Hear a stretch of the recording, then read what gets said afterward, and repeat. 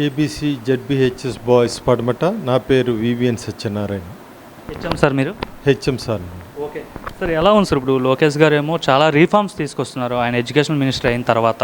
So ముఖ్యంగా ఇప్పుడు చూసుకోవాలంటే మధ్యాహ్న భోజనం పథకం సంబంధించి ఇంతకుముందు ఉన్న పేరు తీసేసి ఇప్పుడేమో డొక్కా సీతమ్మ గారు మధ్యాహ్న భోజనం పథకం కావచ్చు, ఏదైతే పిల్లలకు విద్యార్థులకు ముఖ్యంగా ఇస్తున్న కిట్ ఏదైతే ఉందో దాన్ని కూడా సర్వేపల్లి రాధాకృష్ణ కిట్ అని చెప్పి ఇవ్వడం కావచ్చు, దానివల్ల వస్తున్న రెస్పాన్స్ ఎలా ఉంది అసలు?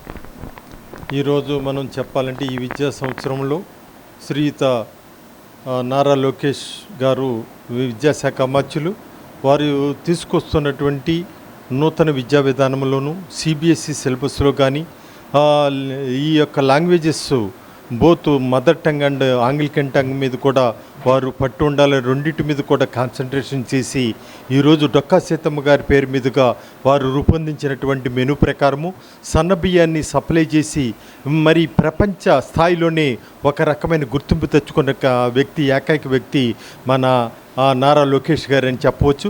వారి ముఖ్యమంత్రి గారి సమక్షంలో వారు ఇస్తున్నటువంటి సూచనలు సలహాలు పాటించి 9 రకాల విద్యా విధానాలను తీసుకొచ్చి విద్యా సంస్థలను స్థాపించడమే కాకుండా మరి ప్రాంతీయ విధానంలో ఉండే మెనూ ప్రకారం కూడా వారు మెనూ డిజైన్ చేశారు.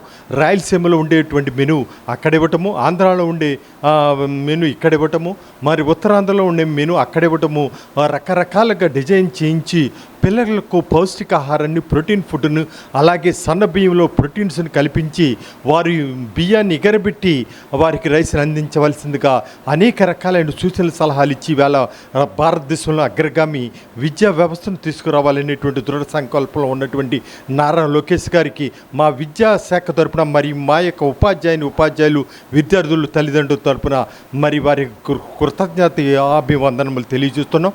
అదే కాకుండా ఈరోజు మనకు వచ్చినటువంటి తల్లికి వందనం అనేటువంటి కార్యక్రమంలో ఎక్కడా కూడా ఫోకస్ చేయకుండా మరి శ్రీయుత మంత్రి గారు ప్రతి ఒక్కరికి ఒకళ్ళు ఇద్దరు కాకుండా 4 సభ్యులున్నా కూడా అమౌంట్ డిపాజిట్ చేసి సైలెంట్గా ఇచ్చేసినటువంటి పరిస్థితి.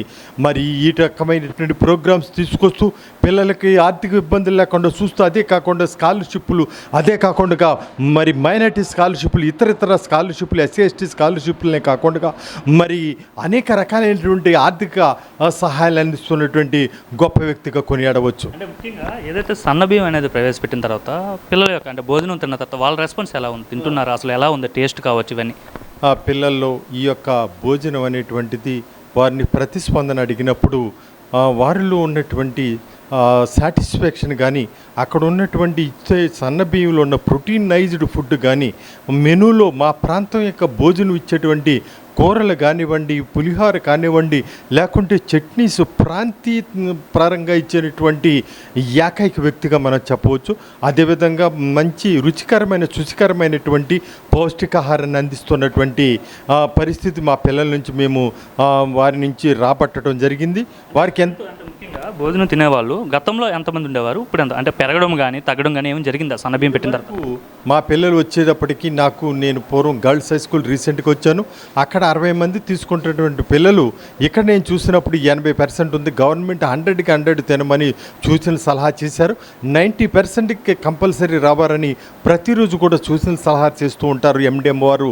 ఎస్పీడీ అండర్ స్టేట్ గవర్నమెంట్ పాలసీలో ఉన్నటువంటి మధ్యాహ్న భోజన పథకానికి ఈ డొక్కా సీతమ్మ గారి పేరు మీదుగా సన్న బియ్యాన్ని మరి మెనూని కూడా మార్పు చేసి పిల్లల్లో మంచి నైపుణ్యతలను పెంపొందించుకోవాలంటే ఆహారం బాగోవాలి. కాబట్టి ఆహారం ఎప్పుడైతే ఉంటుందో అదేవిధంగా రాధాకృష్ణన్ గారి ఇది విద్యామిత్ర అనేటువంటి కిట్టు ద్వారా సమస్తము వారికి యూనిఫామ్స్ కానివ్వండి, యూనిఫామ్స్ మనం చూసినప్పుడు ఇది కార్పొరేట్ని మించిపోయినటువంటి డిజైనింగ్ తీసుకొచ్చినటువంటి ఏకైక ఘనత మన నారా లోకేష్ గారికి దక్కుతుంది. ఎందుకంటే ఆ డ్రెస్ వేసుకున్నప్పుడు ఆ యొక్క ఫీల్ అనేటువంటిది ఒక బర్త్డేకి ఒక పిల్లవాడు వేసుకొని తాను వేసుకున్న ఆ యొక్క బట్టలను చూసి ఎంత ఆనందపడతాడో ఆ రోజు మొత్తం.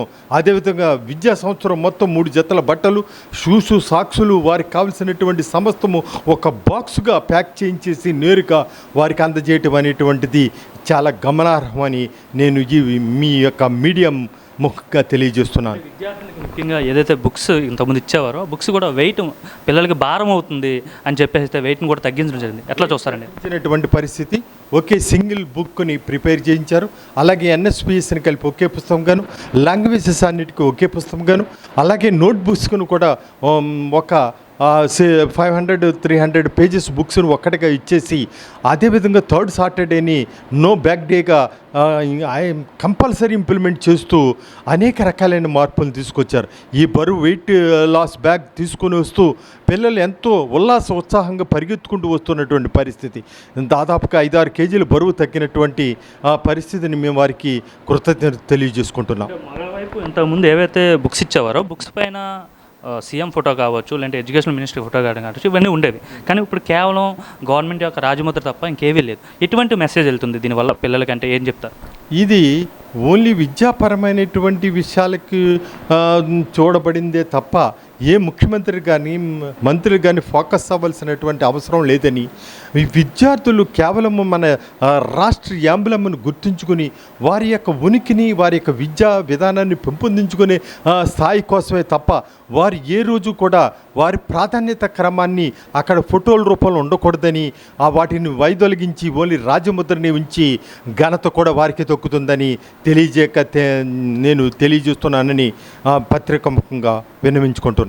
సార్, ఫైనల్గా ఒకటి చెప్పండి. మీరు సుదీర్ఘకాలం ఈ టీచర్ ఫీల్డ్లో అండ్ హెచ్ఎంగా కూడా ఉన్నారు. సో మీ కాలంలో చాలామంది ఎడ్యుకేషన్ మినిస్టర్ని చూస్తుంటారు. అంటే వాళ్ళకి ఇతనికి ఏంటంటే డిఫరెన్స్ ఏమైనా చూస్తున్నారు? అంటే లోకేష్ గారికి ఇంతకుముందు మీరు చేసే విద్యాశాఖ మంత్రులకి. లోకేష్ గారు మనకు ఉన్నటువంటి అనేక రకాలైనటువంటి ఇంటర్నేషనల్ యూనివర్సిటీస్ కానివ్వండి, ఎస్సీఆర్టీని కానివ్వండి, ఎన్సీఆర్టీని కానివ్వండి, సిబిఎస్ఈని కానివ్వండి, ప్రతి ప్రిస్క్రైబ్డ్ కమిటీని కూడా 1-2 సార్లు వాళ్ళకి ఏ పాఠాలను మనం వివరిస్తున్నాం, వారికి ఏ రకమైనటువంటి నాణ్యత కూడుకుని విద్యను అందిస్తున్నాం, వారికి సాఫిస్టికేటెడ్ చదువుని అందించగలిగేటువంటి దిశగా మనం ఏమన్నాం, ఇండియన్ ఇంటర్నేషనల్ బ్యాక్యులారిటీస్ వలన వచ్చేటువంటి ఉపయోగాలు ఏమిటి, అది కాకుండా మనం ఏదైతే మదర్ టంగ్లో వారికి విద్యను అందించవలసినట్టు ఆవశ్యకత ఉన్నదనేటువంటి ఆ గుర్తింపుని వారు తీసుకురావడం అనేది చాలా గొప్ప విషయంగా తెలియజేయవచ్చు. అదేవిధంగా ఆంగ్లం కూడా చాలా ముఖ్యమైనటువంటిదని దానికి సెకండ్ ప్రయారిటీ ఇచ్చి వారు ముందుకు సాగుతున్నటువంటి వైనం ఇది ఎంతో వేణోళ్ళ పొగడవలసిన విషయంగా నేను తెలియజేస్తున్నాను.